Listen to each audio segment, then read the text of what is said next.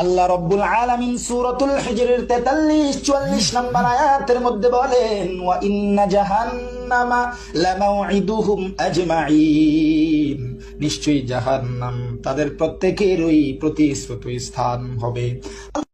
এ বন্ধু, হাফিজুরের দালালি ছাড়ো। আল্লাহ তাআলা এত নাজ নেয়ামত দান করছে, এত সুন্দর কণ্ঠ দান করছে, কারো দালালি করার জন্য না, একমাত্র জন্য বলি, কারো দালালি করার দরকার নাই, কারো সুর নকল করার দরকার নাই। আল্লাহ তোমারে যে সুর দিছে ওই সুরটা নিয়ে সন্তুষ্ট থাকো। এরে, তুই যে আমারে নসিহত করলি, তোর গলায় তো হাফিজুরের আওয়াজ শোনা যায়। তুইও তো হাফিজুরের দালালি কইরা কইরা আরেকজন রে নসিহত দেস না, না,